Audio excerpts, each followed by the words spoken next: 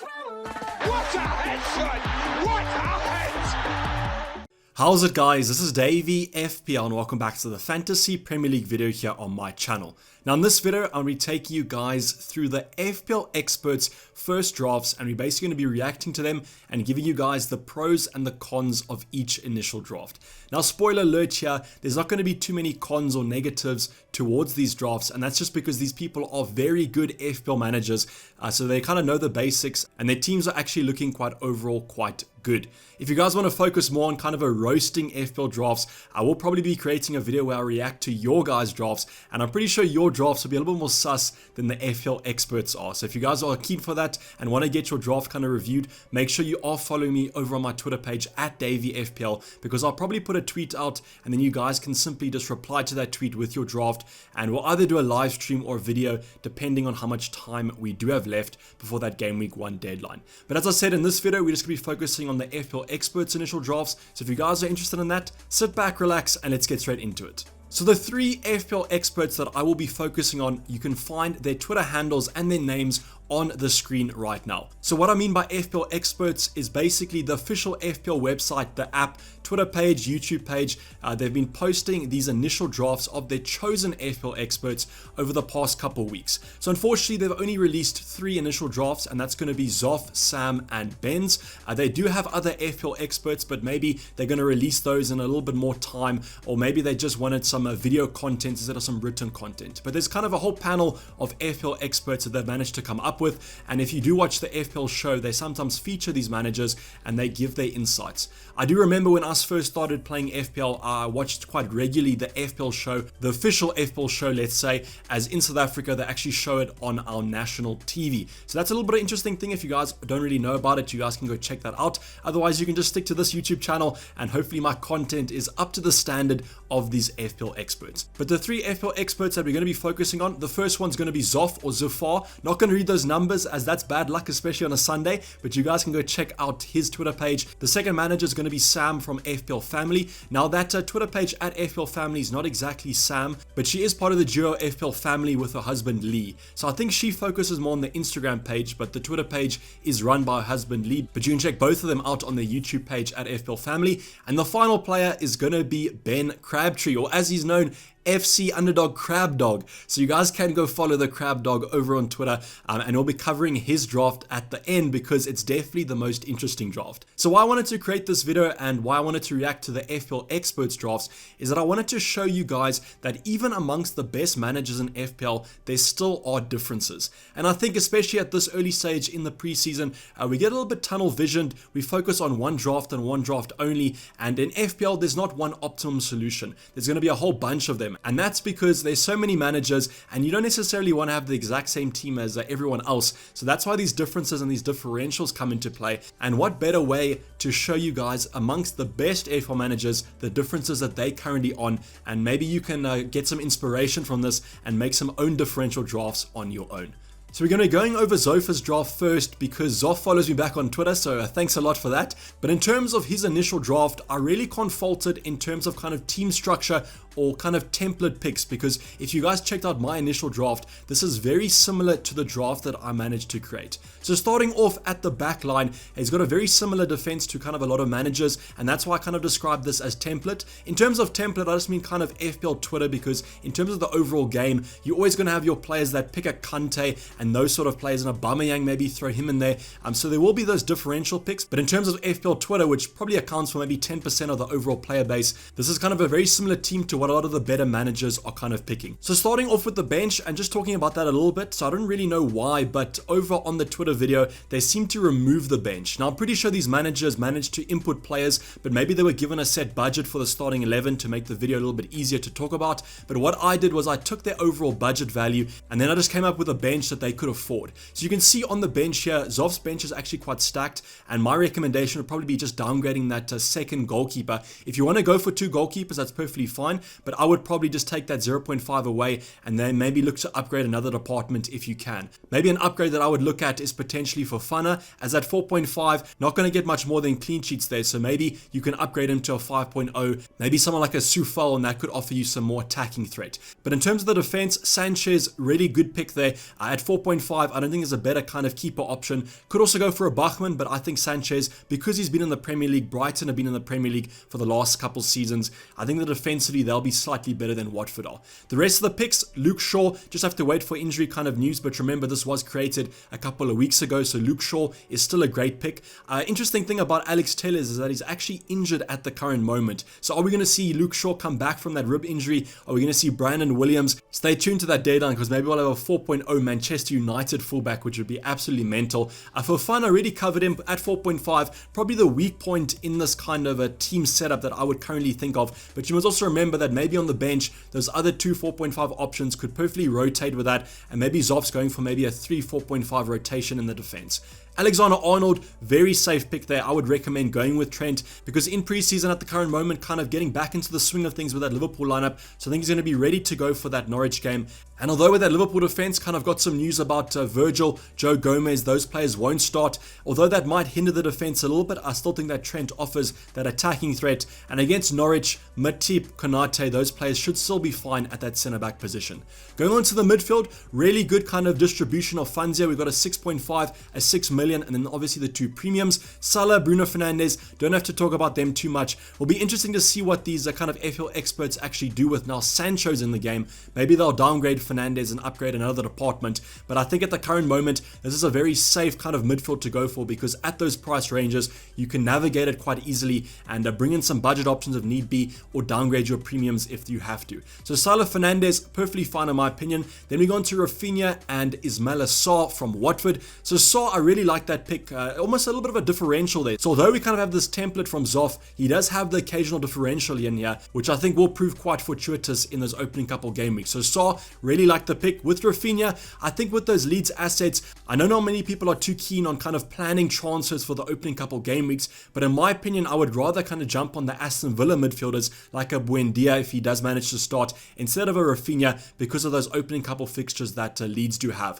But in terms of kind of safety, if you are kind of a more conservative manager, then bring in the Leeds asset, because I think in terms of the entire season, or at least the first half until that wild card, I think that Rafinha is going to be a great pick at 6.5. In terms of the front line, it kind of takes my initial draft and corrects my mistake. So initially I included Iheanacho, and I'm not saying that Iheanacho is a mistake at all, but I do think at the current moment with the West Ham fixtures, Antonio is a better option than he is at 7.5. So Watkins, Antonio, very good 7.5 kind of strikers, and then he's incorporated Calvert-Lewin with the new manager Rafa Benitez in there. I'm pretty sure that Calvert-Lewin should look quite good for the opening couple game weeks. One thing to note is that Richarlison is currently playing in the Olympics, and I think he might miss the first 1 or 2 games for Everton coming back from the Olympics, so that makes Calvert-Lewin a better option in your opinion. That could be the case, but for me, because I think Rafa Benitez will only play one centre forward, I think that Richarlison on the wing might be a better option than one of the other Everton kind of wingers that they have at the current moment. So I really like Calvert-Lewin, and if you can afford kind of an 8 million striker, then 100% I would be looking at him as an upgrade over one of the other 7.5s. Nothing much to talk about on the bench. I've already kind of covered it about how he does have that 4.5 defensive rotation with another 4.5 midfielder, but I would either downgrade either one of your goalkeeper or your defender, or both of them, to upgrade for Fana, maybe even to another Luca Digne pick at 5.5. But overall, really nice draft from Zoff, and I think it's got enough flexibility to navigate the opening couple game weeks. So now moving on to Sam's draft. As I mentioned, half of FPL family, and the one thing I was kind of surprised by with Sam is that she didn't include any Spurs assets. So yes, she is a Spurs fan, so going to be quite interesting to see her take on kind of the whole Harry Kane saga, with him looking increasingly likely to move to Man City. And if Harry Kane moves to Man City, I think he 100% has to be in our FPL drafts, because a nailed kind of striker for Man City we've seen with Aguero over the past couple seasons, and I think that Harry Kane is going to be just as prolific at that striker position. So Harry Kane, maybe Sam's draft's going to change up. Maybe she'll have a little bit of bad blood there if Harry Kane does leave Spurs. Maybe go for a Heung-min Son. Not many people have gone for Son, but I'm kind of increasing my interest in Heung-min Son, especially if Harry Kane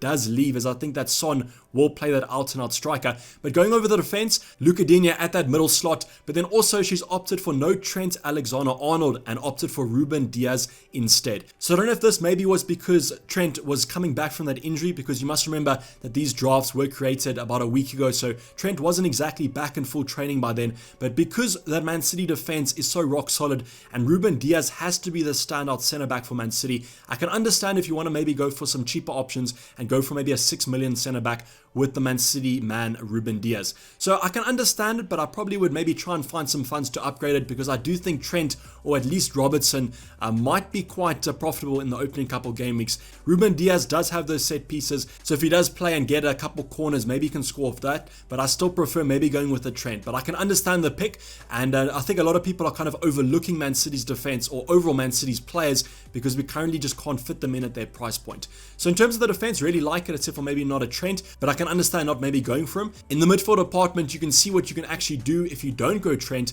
and we can see that Jota comes in here at that 7.5 mark. So with Jota, I actually really like him, and not even maybe because of the point of view that people are expecting him. So a lot of people are going for Diego Jota because Firmino is currently on holiday after playing in the Copa America with Brazil. So we don't really know when Firmino is going to be back, and he could maybe miss the opening couple games. And with Diego Jota, return to training this Wednesday, so going to be right in the swing of things for that opening game against Norwich, and maybe people are expecting Jota to play at that centre forward position. But I would argue, even if Jota doesn't start at centre forward, he still is a great pick, because if you looked at that value video we did, we saw that per minutes played, Jota had one of the highest kind of score rates per minute played, and that just kind of accounts for the fact that with Liverpool, they play against some sides that usually park the bus. Jota can then come on in the last 20 minutes, 30 minutes, and play against a tight defense, and maybe the returns will be a little bit more fruitful then. So Jota, really liked the pick, but I think that I would probably opt for maybe downgrading Jota and upgrading Ruben Diaz, as I think I probably prefer Trent over Jota, especially if you want to play a little bit more conservative and not spend too much kind of transfers for the future. Because I think if Jota gets dropped, Firmino's back, you're going to look to kind of bring in another Liverpool option, and then you're going to kind of be scrambling to bring Trent in with those fixtures. The rest of the team is very similar to Zoff's team, so I'm not going to focus on that too much. But the one thing I will note is that Sam has downgraded or opted for a 6.5 striker in Tony from Brentford. So Tony right now is kind of wrapping up preseason quite well, scoring quite a few goals in the championship last season, had a great season for Brentford, so I can completely understand at 6.5 if he manages to bang in the Prem, going to be absolute FPL gold. I just don't know if it's worth kind of taking the risk at the start of the season. At that 6.5 bracket, we can always kind of incorporate him later on, downgrade an Antonio Watkins when the fixtures get worse to 6.5 Tony, and you kind of have plenty money to spend. But if you really are kind of tight on your budget, then I can perfectly understand at 6.5. It's just at 6.5, I think that the midfielders at that price point might be slightly better value than the forwards. In terms of the bench, a similar bench to Zoff's bench. So maybe what Sam could do is downgrade the goalkeeper, downgrade one of the defenders, and then upgrade Tony to Antonio. That could be something that she does. Or maybe swing the money around with Jota downgrade. But overall, I kind of like the difference here. And I haven't seen many people not go with Trent. And when I looked at the reasoning of going with the Man City defender, you can honestly understand why, because of just how rock solid Man City are at the back. So now moving on to the most interesting draft, and the reason why I left it till last, it's going to be FC Crabdog. It's going to be Ben Crabtree. So why I wanted to cover this draft last is that you've probably noticed something about it, and that's there's no Liverpool players in the side. So when this video was released on the official FPL's Twitter page, it caused quite a stir over on Twitter, and the comments, if you go check out the video, weren't the nicest comments in the world. A lot of people saying, what kind of FPL noob or casual wouldn't pick Liverpool players? But the thing about Ben Crabtree, or Crabdog, is that he managed to win FPL in the 2016/17 season. So I do apologize, Ben, if I've got that wrong, but the gist of it is that you managed to win FPL, and that's simply sensational. And he managed to win FPL without owning any Liverpool options. So the reason why he does this, I think, is because he's a rival fan, and this is why I kind of wanted to cover Ben's draft, because it brings up the talking point and the main reason I think that you guys should play FPL. And that's, I think, that you should play it in combination with your football enjoyment. And if FPL isn't making you enjoy watching football more, I think you're playing it wrong, and I think you need to reassess kind of how you approach the game, because it is a game after all. So with Ben, he doesn't want to own Liverpool options, and that's perfectly fine. And I want to show you guys that there's not one right way to play FPL, and if Ben can win FPL without Liverpool options, you definitely can win it with a couple of differentials, or maybe not owning a player like a Bruno Fernandes. Now, would I advise you guys not to own any Liverpool options? 100% no. I think Ben might be a little bit crazy on that side of things, but it is his own team. He can do whatever he wants. once, but I would probably recommend going with some Liverpool options. But I just wanted to show you that if you don't want to go for them, it's also perfectly fine and you can still reap the rewards of FPL success. So going over this draft, without the Liverpool options, you obviously have a lot of money to spend. No 12.5 Mo Salah, you can spread that around. No Trent Alexander-Arnold, so you can downgrade him as well. And you can see that you can actually land up with a really good draft in my opinion. I don't know why, but I think maybe it's just because I'm so used to seeing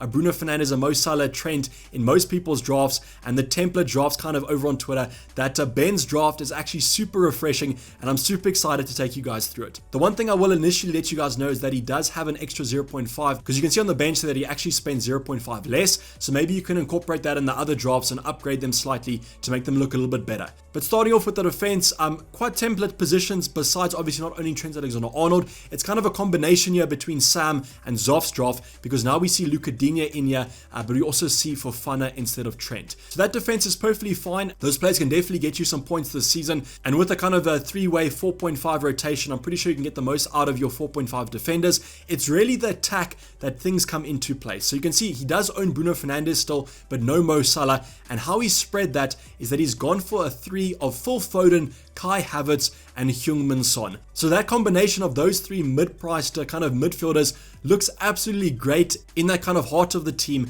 and I can really think that these three options are going to do quite well. Probably the only question mark I have is over Phil Foden. I don't know, if I was Ben, maybe I would look to maybe downgrade the bench or maybe one of your other attackers to afford Mahrez, but I think between Phil Foden and Mahrez, it's a real 50-50. I just think at that 9.0 price bracket, although he's more expensive than Phil Foden, I think I slightly trust Mahrez a little bit more. But if Phil Foden manages to play the majority of minutes for Man City this season, he's going to be absolute FPL gold, and you saw that in the valuation that I did, where we covered Phil Foden having the best value per minutes played in the FPL game last season. Kai Havertz is another pick that I really like. In the first game, they played Crystal Palace, which I think should be quite a comfortable win for Chelsea. So if you want to go for maybe a more differential captain over a Mo Salah, then Kai Havertz is definitely the man I would look at. Also incorporates Heung-min Son. A lot of speculation about Spurs right now with Harry Kane, as we mentioned. So if Heung-min Son manages to start at that centre forward position, I think he could be great value. As we saw last season when Son was kind of playing more forward, he was reaping the rewards of more goals and more assists. The final two strikers are going to be Watkins and Calvert-Lewin.